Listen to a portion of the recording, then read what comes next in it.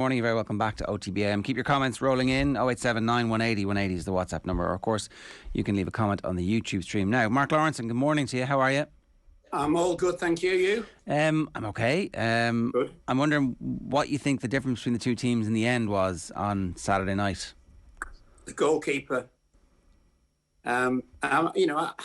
Listen, if Liverpool had played the same way as Madrid and won the 1-0, we'd be waxing lyrically about, how good they were defensively, the goalkeeper and all those kind of things. So I'll get all that, and Madrid, they won it, good luck to them, but they were battered. They were taken apart, weren't they? I mean, the goalkeepers, some of the saves the goalkeeper was making were unbelievable, and just one of those things, I'm afraid. Sometimes the best team doesn't actually win the big games. Is there anything that will give Jurgen Klopp some pause for consideration about what he does into the future? Is there anything that you can do when you come up against a team who are as gifted as Real Madrid in terms of their playing personnel, but who are also so tactically, I don't know, is it astute to decide you're going to defend and just be very strong defensively? I don't know how astute that is. Like, it's well, it's basic. easy. It's easy to do that. But I mean, it's and I get that. But I mean, the number of times Liverpool got in was just mad. But if you think about a final, there are relatively few clear-cut chances. Liverpool had lots. And you would expect, Jurgen Klopp must have analysed that over the weekend and kind of thought, how on earth did we not score? You can't go on there and actually score for your team, can you? So they've not suddenly become a bad team. They just couldn't score. And, I previewed the game the other day and I was just saying about Madrid, which was, when you look at them, Chelsea should have beaten them, PSG should have beaten them, City should have beaten them, Liverpool should have beaten them. We all know that. But sometimes, your name's on it. And I just think that's exactly what it is with Real Madrid. And you don't have to go and look into too many kind of footballing reasons why. It's just the name was on it. And, the centre forward who's been brilliant doesn't have a shot at goal. So their plan worked perfectly. But just frustrated from Liverpool's point of view because they should have won that comfortably. I think if they'd have scored one, they'd have scored two or three. But it is what it is.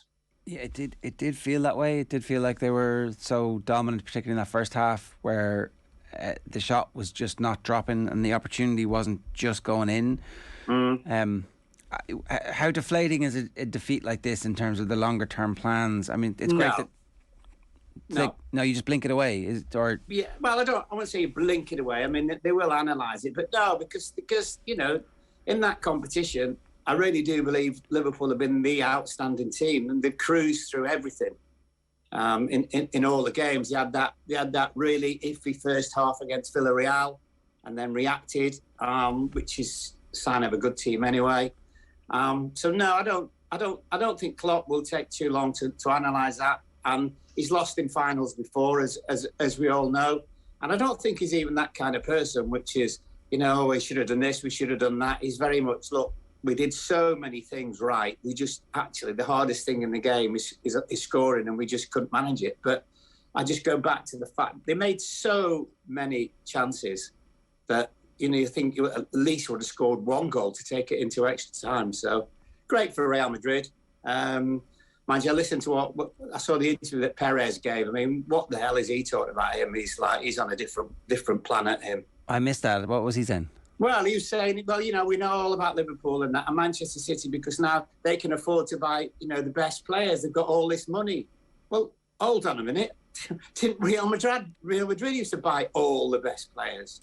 And that was, I just thought it was really, really petty. But I think that's part of the not having the European League. Because, he was obviously one of the one of the leaders in that, and trying to get this European competition up and running. And I think he's got the massive hump with all the English teams because obviously they all pulled out. So, but he was talking absolute, well, it begins with B and ends in S, and it's 8 letters. He said effort, self-improvement, respect, humility and solidarity is what underpins this Real Madrid success. Of course, all characteristics of Florentino Perez. Listen. This is the Real Madrid that the Spanish FA bought the training ground off for a massively inflated fee. massively inflated to keep them alive. So I'm absolutely totally not having him, really, at all. I like the manager, and I like they got some outstanding players, but I'm not having Perez. He's up himself. He probably feels a little bit put out by the Mbappe situation a couple of weeks ago as well. So he's like, screw you, Paris. I came and I got what I really wanted. Yeah, well, good luck to him. But I mean, Mbappe's allowed to change his mind. I mean, and his deal he's got at PSG, not just the money, but it looks like he might even be choosing the next manager or the way they play and all those kind of things, which is mad, by the way, to give that to one of your players. But there you go. But yeah, look, he said to Madrid in the end, I'm not coming. And Perez, obviously, he can't be beaten, can he? He's one of those guys. You cannot beat him. He's going to have the last word, and good luck to him. It seems that this Real Madrid team is like the crankiest team ever, potentially, and as a club they're extremely cranky. Like you mentioned, the Perez stuff there, the guy who's always got to have the final word. Even Courtois afterwards saying that he needed to win on Saturday because I don't think I have enough respect, especially in England. Like, you have the disagreement between Tony Cruz and the German reporter afterwards. He feels that he was being asked a question that was too negative. It feels that, I'm not sure is this deliberate or not, but it just feels that this Real Madrid squad have a group of people who have a mentality about them where it's us against the world. Yeah, which works in football. We've seen it on many, many occasions. And I think, for Cruz and Modric, coming towards the end of their careers and obviously proving a point. I think the thing with the goalkeeper, that was just, I don't know who voted for that. Whether it was the top 10, was it top 10 goalkeepers either in the Premier League or Europe or whatever, and he wasn't in it, which is wrong anyway, because he's always been a very, very good goalkeeper. So, obviously it fueled them and it worked. And he said, didn't he, before the game, Courtois said something about, we are Real Madrid and we always win. And he absolutely, totally, he backed it up and he was right, wasn't he? Do you see any commonality between Liverpool's performance on Saturday and maybe the failure to score goals in the two other cup finals this season? No. And I'm not, the cup finals notoriously are extremely tight, aren't they? I think the only thing with Liverpool, you might say, in the last kind of quarter of the season, one or two of them started to look a little bit leggy. Have they played something in the region of 60-odd games? Have you played every single one?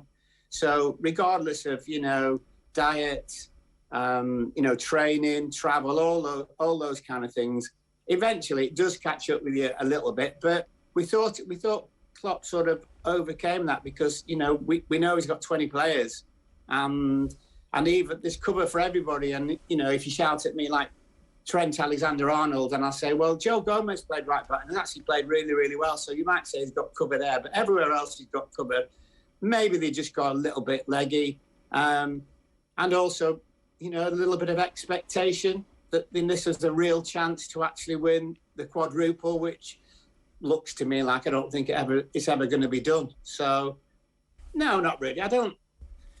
You look at the season, and I've seen most of the games live as well. They've been outstanding. They really seriously have, and just at the end they've started to look a little bit tired. If I sat here with Klopp, he'd probably slaughter me saying that's not true, but they have done. Salah started to look a bit tired towards the end, Jota, and one or two others, and it just didn't work for them. But if you started the season, just go back to our days and, obviously 4 competitions that we were always in, fortunately, and our boot room guys would say to us, if you win something, one thing, we take it now, and the rest was an absolute bonus. And people used to think, oh, well, what are you going to win this year? And we went, no, it doesn't work that way, because 3 of the competitions are cup competitions, aren't they? And obviously it's the league. I think the league's always the important one because that's, the true thing about the length of the season, the games, the travel, all those injuries, all those kind of things. But they've won 2 competitions, and I watched a little bit of Sky, and they were saying, oh, well, does that mean it's not a particularly good season? And I'm thinking, really? They've won 2 competitions and out of 4, and it's not a good season? No, that's absolute rubbish. I also think that like they went to the very end. Like, you know, any season where you're still in it with half an hour to go in the league and half an hour to go in the Champions League, like that's an amazing achievement. And if football's only about victory, then that's not really the whole point of football. No, listen, I'm pretty sure that'll be the first time ever that they played in every single game they could possibly play in. And that's as you rightly say, that's a feat in itself. So no, I think it's like heads high and stuff. The only probably excuse me, the cloud on the horizon now is Mane going to Bayern Munich? What's happening with Salah? He's saying I'll still be here next season, but does he mean he's there and he's just going to see his last season out and clear off somewhere else? So there's an important few weeks coming up with Liverpool, I think. If that does happen, if you know, it probably looks more likely than not that Mane will go at this stage, and it looks more likely than not that Salah will run his contract down and try and do what Mbappe has just done. And you know, if you were advising him, you'd probably advise him to do that. So what does that mean from Klopp's perspective? Like, does he try and convince Mane to stay for one last season and say, look, you're going to be going to the World Cup, we know what you're like, we're going to be able to manage you either side of that. You know, you trust us because we've done that before with the AFCON. So, or do you go, okay, I've got to take the 25 million or whatever money they offer, and then, you know, we've been good at recycling, and Luis Diaz comes in and starts. That's why we have Diogo Jota. What's your instinct? Well, my instincts would be that I think they will have somebody lined up if Mane goes. I think they're talking about 42.5 mil, aren't they? So the way the club's been run, in all honesty, and you know, I bang on about recruitment. So the new head of recruitment, you would have thought has got a list of players if Mane goes, a list of players if Salah goes, and that's just the way you've got to go, because you know, if you're going to pay Salah and Mane absolute fortunes, then that's a real problem, because Van Dijk turns up at your door if you're the manager asking for a rise. The goalkeeper turns up at your door. And then it's like, well, you know, you've still got to run the football club. And in fairness, their football club is run absolutely brilliantly. And as you know, the number of players that they bought between the kind of 30 to 40 million region is, well, it's just been absolute quality. They've already been good players, as everybody knows, but Klopp's made them into, well, to be honest with you, he's made them into world-class players. So they know they can do it, but occasionally you get it wrong. You know, the guy you bring in or the guys you bring in might not quite work, but that's the gamble that you take. But there's a bigger thing here, which is obviously, you know, the future of the football club. I mean, the Americans, they must be looking at, obviously, was it $4.25 billion Chelsea have been bought for? Yeah. The Americans must be looking and thinking, you know what? If this starts to go awry, we can sell it and we can walk away. But they've been, I think I've said to you before, they've been brilliant with the manager. They realise what they've got. They trouble him. Well, they don't trouble him. I think they hardly ever even speak, only because they don't need to. They've got the chief exec at Liverpool, Billy, is American himself, and he runs the day-to-day, and he's very much switched on. And they've got a great thing going for them. It's just they only won 2 competitions out of 4. Tough. One last thing. The goal and Trent's role in the goal is something that he's going to be singled out for again and again. It's people look at Trent and they go, and they've decided, oh, he's a liability in defence. That they're somewhat in the Gareth Southgate camp, and then others look at Trent and go, on balance, he's one of the best players in the world in terms of efficiency at creating chances. And so, is that not just a ball game with Trent? Sometimes you're going to get like issues. Yeah, good. I think that's the way the manager looks at it.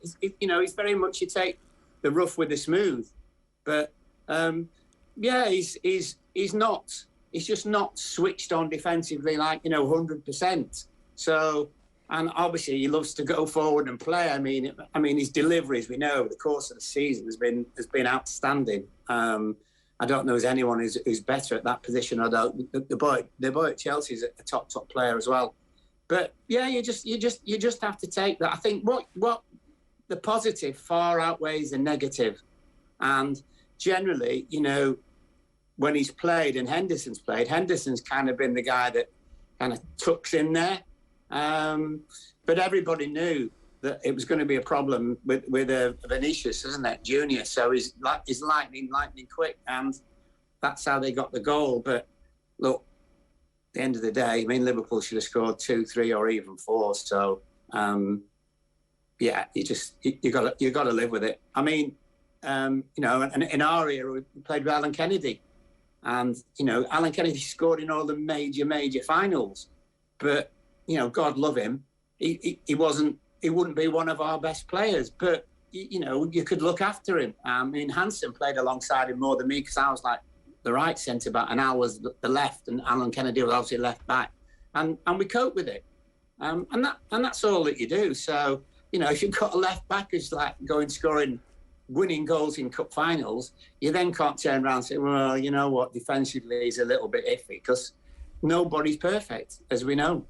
And like that, it kind of shows the line that we expect from top-class defenders in the modern game as well, that he didn't do much else wrong throughout the game. Like, I thought in the FA Cup final he was excellent defensively, but I guess being good defensively, the attitude is, well, that's your job. You don't get commended for it, except when you make that one mistake.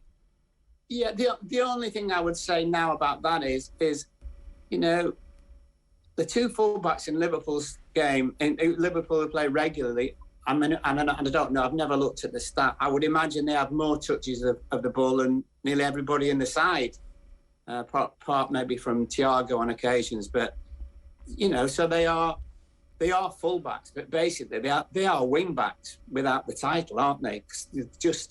How many times do you see Trent crossing it into the box? Yeah. And who's on the left side trying to get in there but Robertson?